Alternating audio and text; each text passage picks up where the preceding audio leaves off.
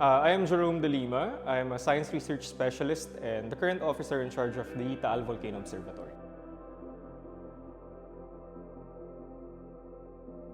So we use different methods to monitor the volcano. This involves seismic data in the form of identifying which earthquakes are considered to be eruptions or phreatic eruptions, which earthquakes are just volcanic earthquakes. We tally, we analyze, and tinitignan namin gaano to dumadami or umuunti over time for us to interpret kung lumalala na ba ang sitwasyon ng bulkan.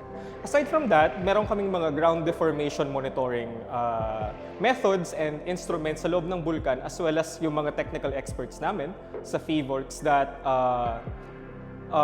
study kung paano bumubulwak or lumulubog ang lupa sa loob ng Taal Volcano. So, as we all know, kapag dumadaan ang magma or lava sa ilalim ng lupain ng bulkan, ay nagre-react ang lupa na either bumubulwak ito or bumababa. So, yung absence or presence ng magma, nakikita natin right away through those techniques. Aside from that, nagko-conduct din kami ng campaign sulfur dioxide monitoring.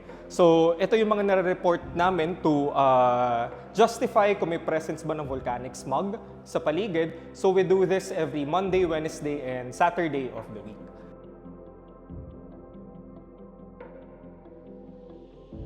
So, Taal Volcano Observatory has 24/7 operations managing picking and analyzing data coming from a total of 20 volcano monitoring stations, not just inside the Taal Volcano Island, but also sa paligid ng bulkan in the Taal Caldera. So, any form of activity of Taal Volcano, whether napakahinang phreatic eruption na usually hindi na natin nakikita dito, ay napapansin at namomonitor pa rin ng PHIVOLCS. We still have to do another survey, a DEM survey, Digital Elevation Model Survey. So, papalipad kami ng drone para ma-assess namin ano ba yung terrain changes at para ma-quantify namin kung nagbago ba talaga. But based on visual observation sa pagpunta namin sa loob ng Volcano Island, meron mga maliliit na craters na lumabas na na-expose ever since Taal erupted last 2020.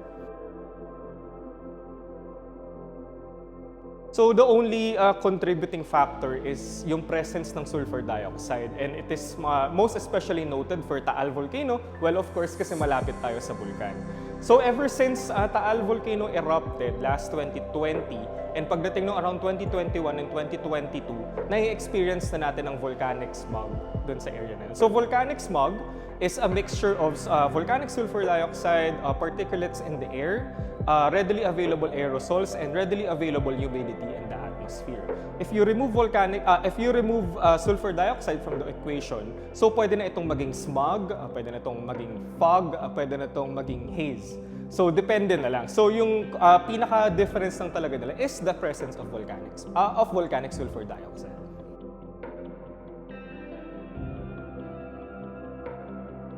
Mas concentrated ang magiging effect ng volcanic smog dito sa Batangas region dahil nga malapit tayo sa bulkan. While we are not eliminating the possibility of volcanic smog traveling to northern regions or depende kung saan pumapaning ang hangin, mas maliit ng possibility of volcanic smog forming, especially in the Metro Manila area, dahil more on kapag bumagal na ang hangin at merong suspended particulates in the air, most likely pollution ang magiging source. Around Metro Manila, nagkakataon lang kasi na yung weather system natin ngayon ay nagdudulot ng mabagal na hangin. So it also happens for Taal Volcano, and since malapit yung bulkan dito sa Batangas region, mas mabilis or mas possible na humalo ang sulfur dioxide in the atmosphere. Since mabagal nga ang hangin, it couldn't be transported paangat na going to the Metro Manila region. Since mabagal din ang hangin sa Metro Manila, ang mga nasususpend na lang na particulate sa paligid ay pollution.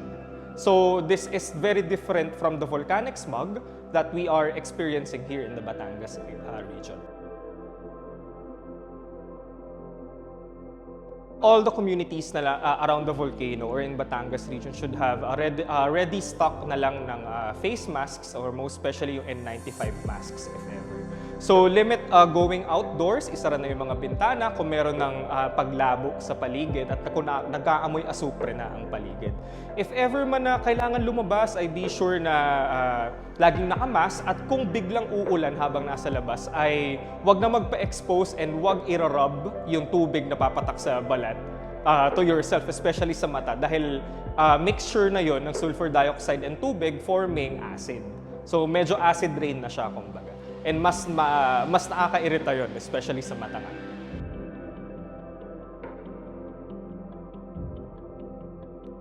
Hindi natin ma-determine yung tagal or kumbaga kung gaano lang siya kabilis or katagal. More on, it's a phenomenon that we have to live with. Alang kumbaga. So, ever since Taal Volcano erupted, bukas na yung system niya and readily available na lang siya magdegas palagi ng sulfur dioxide. It's just a matter of babagal ba yung hangin or hindi, may readily available humidity pa sa paligid or wala.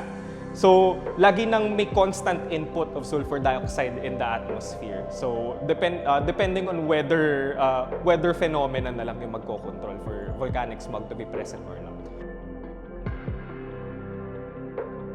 Taal Volcano has been at alert level 1. Matagal naman na siyang since at alert level 1. And kasabay nitong mga volcanic smog episodes ay nananatiling mababa yung mga parameters na tinitignan or minamanmanan namin for Taal Volcano. While there is no cause for concern or panic, again, we have to understand that the volcanic smog that is surrounding Batangas region due to Taal Volcano is part of the new normal na for the people living around. So we have to adjust and be resilient about it.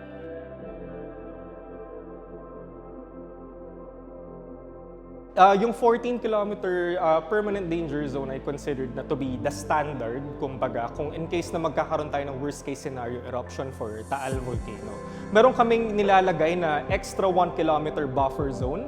Doon sa 14 kilometers na yun, pwede siyang mag-extend ng onti up to 15 kilometers on the outskirts of the Batangas region kung sakaling makita namin na magkakaroon ng isang hazardous or imminent na hazardous eruption for Taal Volcano.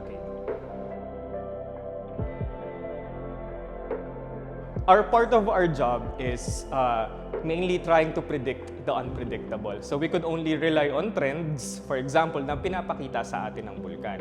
So a very good case of this is yung last 2020 eruption wherein nagpakita lang ng sobrang clear na signals yung Taal Volcano on the morning.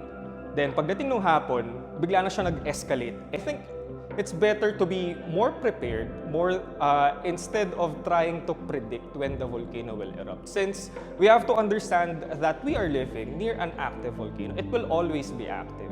So hindi natin mapipigilan yan. So most of the summary of the activity of our monitored volcanoes are located naman in our PHIVOLCS website, www.phivocs.dosc.gov.ph. So we release our volcano bulletins every 8 a.m. for the use of the public and for guidance of the public. Taal Volcano Observatory is very much open to the public 24/7. Sa gabi lang, medyo naglalak lang kami ng pinto due to security protocols. But if ever naman na magkaroon ng emergency or or questions na kailangan agad ng need ng attention, ay readily mako-contact naman ng observatory. But in the morning, just feel free to come and visit and we'll be happy to assist and answer your questions.